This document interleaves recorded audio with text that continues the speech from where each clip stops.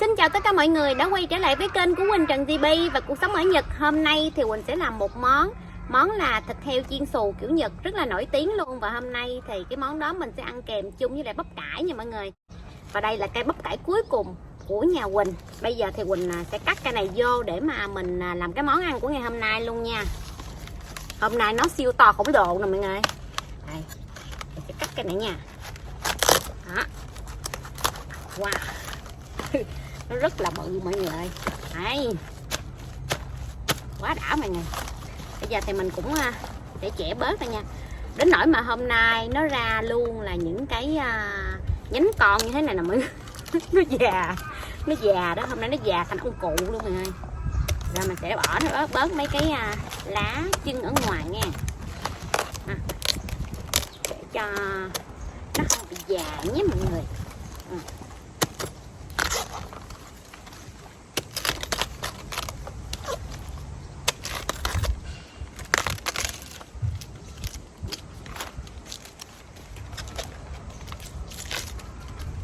Hôm nay là Quỳnh lột tới cái cùi trong luôn mọi người, trắng tươi. Ở trong thì nó có những cái con gọi là con sên nha mọi người. Trời ơi, vô là mình phải rửa cho sạch thì mới ăn mới ngon nha. Đó. Wow, cây này cũng chất lượng. Để gọt vô cái phần bên đây nha. Wow, đã chưa mọi người ơi. Bây giờ thì mình sẽ qua phía bên kia để mà mình hái thêm mấy trái cà chua nữa nha.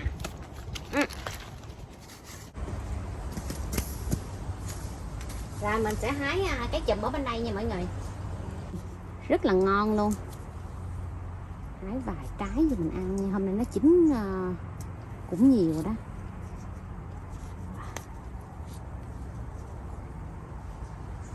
Hái chùm nha.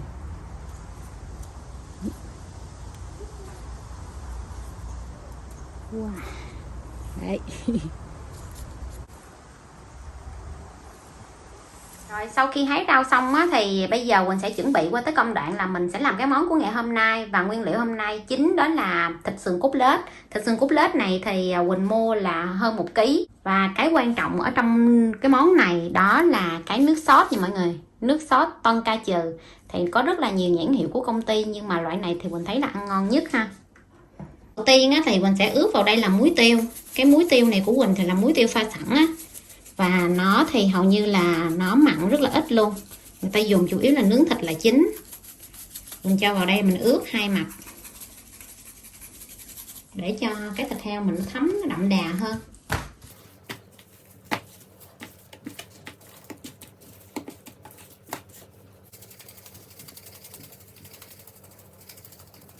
Rồi sau đó mình sẽ massage nhẹ cái miếng thịt ha. Trong thời gian mà Quỳnh đợi cho thịt nó thấm thì Quỳnh sẽ cắt bắp cải luôn.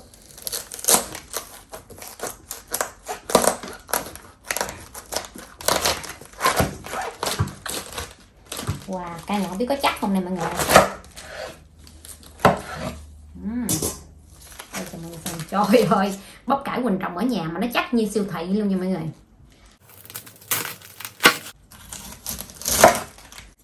Mà ăn món này thì mình sẽ cắt ra sợi sợi y như là mình làm gỏi bên Việt Nam vậy đó.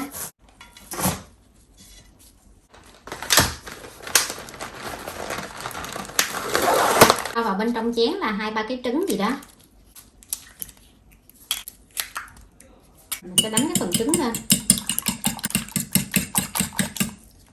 Quỳnh chuẩn bị một cái bịch ni lông. Quỳnh sẽ sử dụng bột áo, đó là bột bắp nha.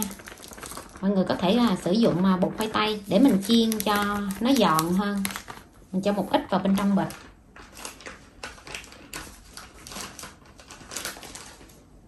Rồi mình cho thịt vào. Thay vì là mình bỏ vào bên trong dĩa mình lăn á, nhưng mà Quỳnh thấy bỏ vào trong bịch này mình lắc á, thì nó sẽ nhanh hơn. Cho hết vào luôn.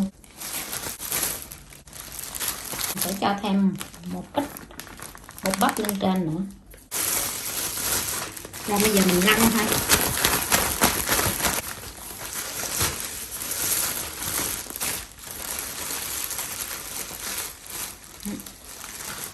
Mình sẽ lấy một miếng ra. Mình nhúng vào bên trong cái phần trứng mà hồi nãy mình mới vừa đánh. Mình nhúng cho nó ướt hết đều luôn nha, để cho nó dễ thấm cái phần bánh mì bên đây.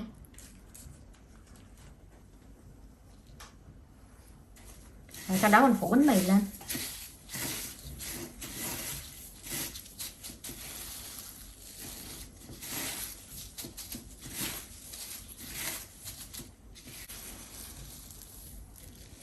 Rồi Quỳnh sẽ cho vào chiên luôn. Quỳnh cho đũa vào bên trong dầu để kiểm tra độ nóng của dầu. Dầu bây giờ nó bắt đầu sủi tăm như thế này thì Quỳnh sẽ bắt đầu cho thịt vào là được rồi. Chiên thịt ở lửa vừa. Mình chiên cái này thì mình chiên phải nhiều dầu một chút nha mọi người.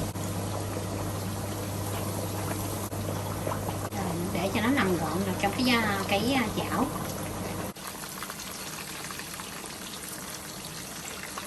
Cái lợn cợn như thế này lên đó mọi người là bột á, mình vớt ra để cho nó đừng có cháy khét nha, rồi nó dính cho miếng thịt của mình thì nó sẽ không có ngon nha.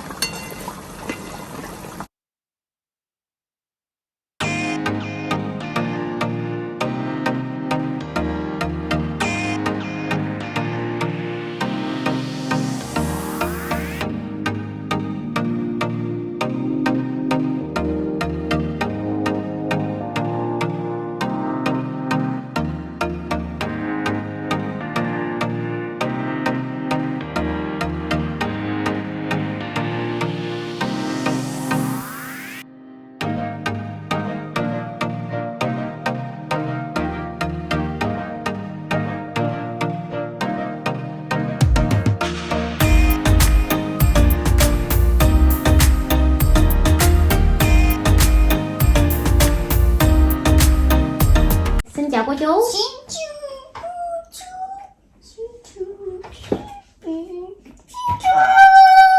Trời ơi, nó chào nó nhỏ xíu à.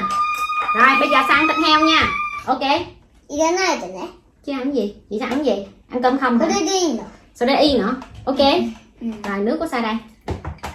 Ok. Thì cái món ngày hôm nay Quỳnh đã chuẩn bị xong hết rồi mọi người. Bây giờ mời mọi người ăn chung với hai mẹ con Quỳnh nha. Hôm nay cái món này làm rất là đơn giản luôn. Làm y như kiểu là mình làm gà rán KFC. Nhưng mà gà rán KFC thì mình phải bỏ bột nở rồi mình chiên thì nó ấy nha. Còn ở Nhật thì người ta chỉ làm vậy thôi mọi người. Bây giờ thì Quỳnh sẽ cho một ít cái nước sốt lên nghe. Đó. Quá đã. Rồi. Bây giờ mời mọi người ăn chung với hai mẹ con Quỳnh nha. Rồi ơi. Cái món này là anh xã Quỳnh mê lắm nhưng mà kêu ổng vô hôm nay ổng vô mọi người. Quá đã luôn. Wow. Rớt đó.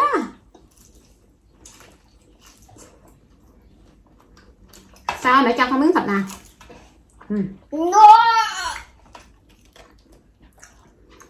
Ăn cái món này là người ta sẽ ăn chung với lại là bắp cải mà. Quỳnh thấy ở Nhật á, hầu như trong mấy cái món Nhật á nó đều có bỏ bắp cải mà. Chẳng hạn như là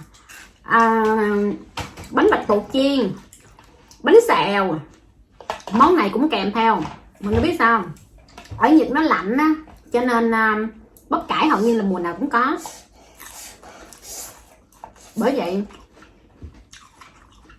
trong mấy món đồ ăn thì bắp cải bỏ nhiều mọi người. Còn vì bên nói chung là nó là một loại rau bình dân ở Nhật nha. Ở bên Việt Nam mình thì sẽ nói tới là rau muống.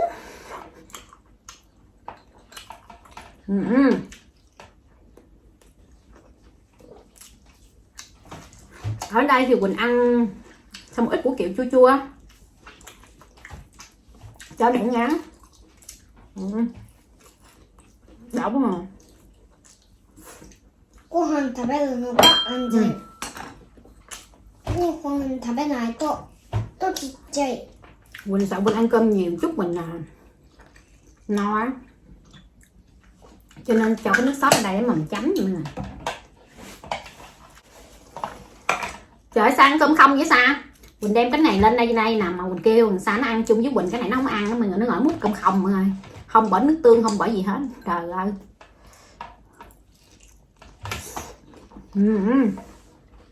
Sao ơi, sang miếng thịt heo với mẹ nha.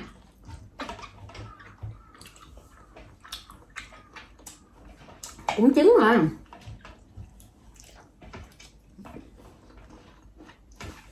Cà chua chịu ngọt ngon luôn. Cái món này thật sự á, nó ăn được rất là nhiều món và ăn đơn giản nhất là mình ăn chung với cơm. Và người ta cũng hay bỏ vào cà ri của Nhật nè mọi người, hoặc là bỏ vào trong bánh mì kẹp nha mọi người.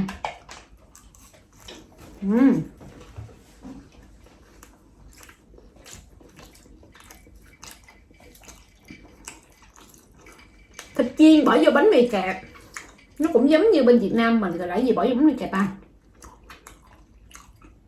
Bên mình thì không có bỏ thịt ご飯 chiên. とカレーに変身させるとカレーになる。 Bên mình không bỏ thịt chiên vô bánh mì nha. Bên mình là bỏ thịt nướng. Ê! 何上？何？何起きた？ Nó rớt à. のろきり？のろきり以外？ Nó rớt miếng thịt. Ăn miếng thịt với mẹ đi. どうで落ちた？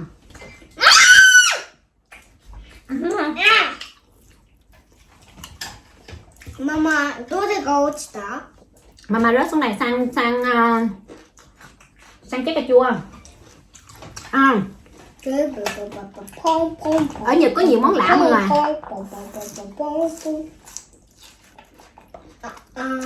Lúc đầu mình mới qua, Quỳnh thấy cái món thịt chiên này á, mà bỏ vào trong bánh mì, mình là bánh mì vậy ta, bánh mì sandwich nha mọi người, chứ không phải bánh mì của Việt Nam mình nha. Bỏ vô là kẹp và cắt ra ăn sáng. Mình thấy lạ mà. Một là cái này, hai là có thêm một loại bánh mì nữa. Mà cái nhân á mọi người là bỏ mì xào.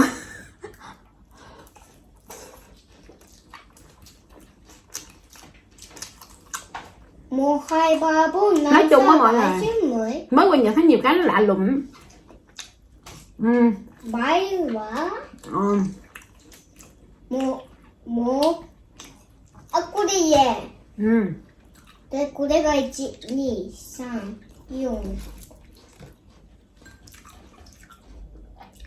Thông thường ở ngoài tiệm mà người ta bán cho mình á, là người ta bán một miếng à.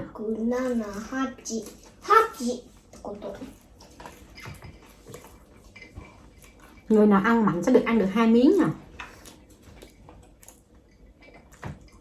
17は何？ Gì? 17は何？ Mà không biết. Nó ngon dễ sợ à. 17はバイチュン？バイチュンチュンチュン？ Cái nước sốt này á, nó có rất là nhiều loại luôn. Nó có một cái loại nó giống y như là cái tương ăn phở bên Việt Nam mình vậy đó. Nếu mà mọi người làm ở bên Việt Nam á, thì mấy cái nguyên liệu này mọi người kiếm được. Mọi người lấy tương ăn phở ăn được nha. Nó y chang. Còn mọi người thử trời xem nó chạy không. 6 cái này 6 ba chung muối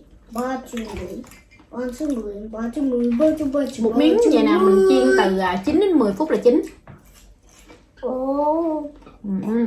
Nó đã.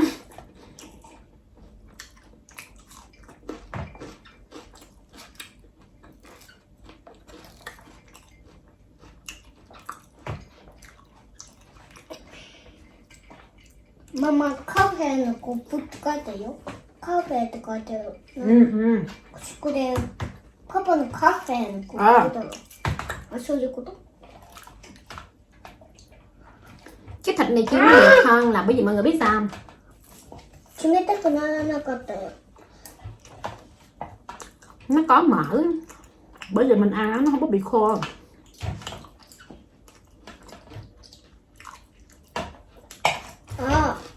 Sao?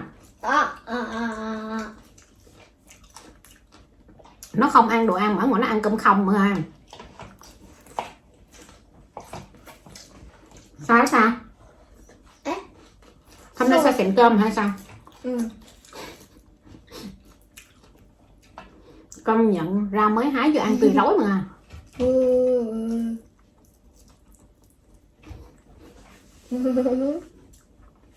Vừa tươi mà vừa ngọt nha.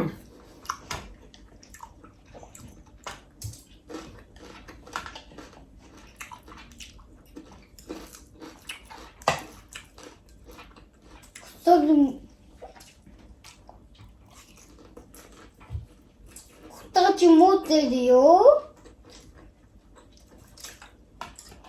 오빠 뽀빼.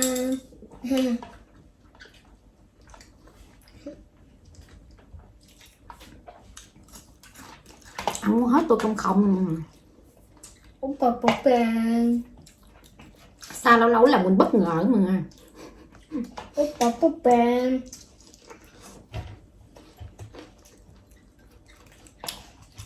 오빠.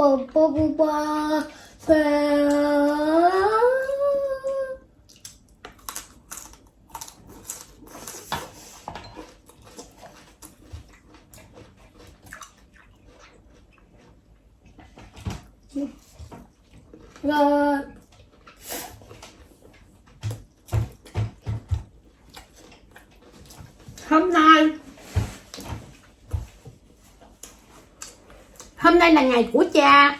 Thì xin chúc những ai mà còn cha hay còn ba sẽ được nhiều sức khỏe, sẽ được nhiều bình an nha mọi người. Quỳnh thì ba Quỳnh mất cũng được mười mấy năm rồi mọi người, 16 năm rồi. Bởi vậy nhiều lúc cũng thấy thiệt thòi mọi người. Nhiều lúc cũng muốn nhân cái ngày này để mà làm một cái gì đó cho người mình yêu thương mọi người. Cho nên những ai mà còn cha hoặc là còn mẹ nhưng hãy trân trọng nha mọi người ơi.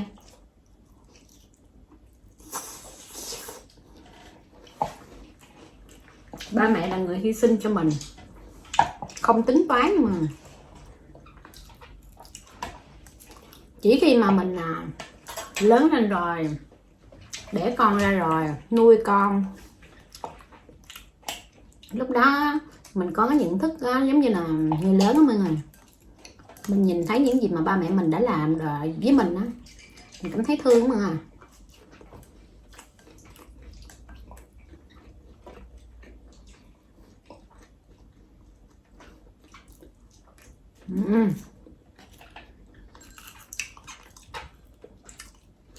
Ăn 2 miếng mà no muốn chết.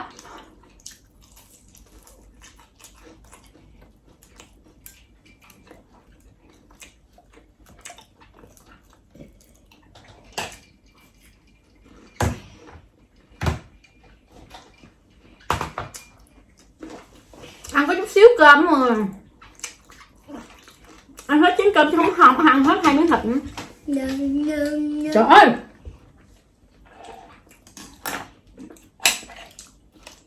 hết cơm rồi. Ngồi xuống mấy ba cô chú. Chưa, để mẹ uống nước em. Uống nước em.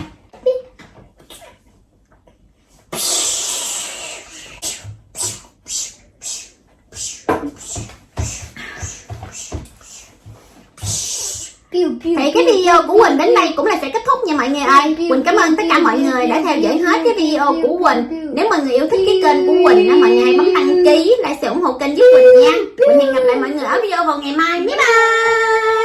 Yeah. Bye bye. Yeah. Bye bye. Yeah.